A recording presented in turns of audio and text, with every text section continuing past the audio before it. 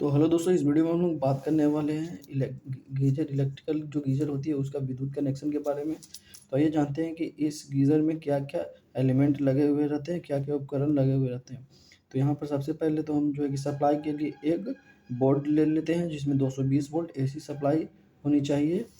और यहाँ पर हमारा एक थर्मल कट-ऑफ होता है जिसका टेम्परेचर फिक्स रहता है। वो किसी में 90 डिग्री रहता है, 90 डिग्री सेल्सियस, 70 डिग्री सेल्सियस, इस टाइप से यहाँ पर रहता है। और इसमें एक रीसेट बटन होता है, जब यह 90 डिग्री पर पानी गर्म हो जाता है तो ये उसकी सुरक्षा के लिए गीज़र की यहाँ पर रीसेट हो जाती है, जिसको हमें फिर से इस बटन को दबाकर इसको रीसेट करना पड़ता है, तब जाकर हमारा गीज़र ऑन होता है। और यहाँ पर ये दिख रहा है जो एडजस्टेबल यहाँ पर थर्मोस्टेट है, ये थर्मल कटआउट है और ये थर्मोस्टेट है। तो इसका क्या काम है कि जो हमने टेम्परेचर सेट किया है जैसे कि 40 डिग्री पर, तो जैसे ही ये 40 डिग्री पर इसका पानी का ये टेम्परेचर आ जाएगा तो ये थर्मो जो एलिमेंट इसका आगे लगा हुआ है उसको सप्लाई देना बंद कर देगा, जिससे हमारा एलिमेंट काम करना बंद कर देगा और पानी 40 डिग्री पर ही रुक जाएगा। और ये है एलिमेंट। एलिमेंट का काम क्या होता है कि जब इसको फेज़ और न्यूट्रल मिलता है तो ये जो है कि गर्म होने का काम करता है, जिसके कारण से हमारा पानी भी गर्म होने लगता है। और ये 2 इंडिकेटर लगा हुआ है जो कि एक इस दर्शाता है रेड इंडिकेटर, ये रेड इंडिकेटर है, एक ग्रीन इंडिकेटर। रेड इंडिकेटर दर्शाता है कि हमारा जो है गीज़र में सप्लाई अभी यहाँ थर्मल कटऑफ तक आ रहा है, और ये ग्रीन इंडिकेटर है जो बताता है कि हमारा एलिमेंट तक अभी जो है कि सप्लाई जा रहा है। तो चलिए इसके विद्युत कनेक्शन के प्रोसेस को स्टार्ट करते हैं। तो इसका हम लोग कनेक्शन करते हैं। तो सबसे पहले हम क्या करते हैं कि इसका जो है कि फेज़ का कनेक्शन कर लेते हैं। तो फेज़ का कनेक्शन कैसे करना है, तो सबसे पहले आपको थर्मल कटआउट में इसका सप्लाई का वायर जाएगा, फिर थर्मोस्टेट में जाएगा, उसके बाद एलिमेंट में, यानी कि ये जो तीनों आपको उपकरण दिख रहे हैं ये तीनों जो है कि सीरीज़ में रहेंगे।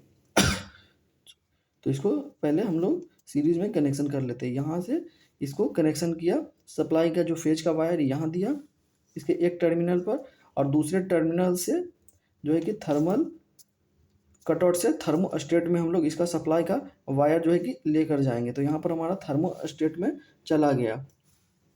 थर्मोस्टेट से जो इसका एक वायर है उसको हम लोग यहाँ पर एलिमेंट में एक वायर को देंगे। तो एलिमेंट में यहाँ देख सकते हैं कि यहाँ एलिमेंट में एक वायर को हमने दे दिया है। तो सबसे पहले सप्लाई का वायर यहाँ से गया थर्मल कटआउट में जो 90 डिग्री पर रीसेट होता है। उसके बाद यहाँ गया एडजस्टेबल थर्मोस्टेट में जो कि 40 डिग्री 45 डिग्री, इसको आप अपने अनुसार सेट कर सकते हैं। और उसके बाद एलिमेंट जो कि हीटिंग एलिमेंट होता है उसके पास हमारा जो है कि ये चला गया है। उसके बाद जहाँ जहाँ न्यूट्रल की आवश्यकता होती है, जैसे कि इंडिकेटर को चलने के लिए न्यूट्रल की आवश्यकता होती है, ये दोनों इंडिकेटर को चलने के लिए न्यूट्रल की आवश्यकता और एलिमेंट को चलने के लिए न्यूट्रल की आवश्यकता होती है, तो यहाँ यहाँ हम लोग न्यूट्रल दे देते हैं। तो न्यूट्रल के लिए हम लोग ब्लू पेन का यूज करेंगे। तो आप देख सकते हैं कि सबसे पहले जो है कि इसका बल्ब जो इंडिकेटर था रेड इंडिकेटर में हमने यहाँ पर सप्लाई दिया है। उसके बाद यहाँ पर ग्रीन इंडिकेटर में हमने सप्लाई दिया है। किसी भी टर्मिनल पर इसका सप्लाई दे सकते हैं, कोई दिक्कत नहीं है। और उसके बाद जो है एलिमेंट में इसका सप्लाई चल जाएगा। तो यहाँ एलिमेंट को यहाँ पर पूरी तरह से वर्क करने के लिए सप्लाई तो मिल गया, मगर अभी इंडिकेटर को जो है कि फेज का सप्लाई देना बाकी है। तो इसका इंडिकेटर का कनेक्शन कैसे करें, तो हमको सबसे पहले ये देखना है कि जो ग्रीन इंडिकेटर है वो एलिमेंट के लिए है, तो एलिमेंट के पास से भी आप इसका सप्लाई दे सकते हैं, या फिर जो आपका एडजस्टेबल थर्मोस्टेट है उसके जो आउटपुट वायर है वहाँ से आप इसका फेज का सप्लाई दे सकते हैं। और जो रेड इंडिकेटर है उसके लिए आपको थर्मल कटआउट के जो यहाँ पर आप देख सकते हैं इसके आउटपुट के वायर से फेज को आप दे सकते हैं। तो यहाँ पर हमारा पूरी तरह से कनेक्शन हो गया है। अभी बच गया हमारा बॉडी अर्थ, जो कि आप यहाँ से डायरेक्ट ही जो गीज़र आपका है उसका बॉडी पर यहाँ से कनेक्शन कर देंगे। तो ये आपका गीज़र का पूरा कनेक्शन हो गया, आप देख सकते हैं यहाँ पर।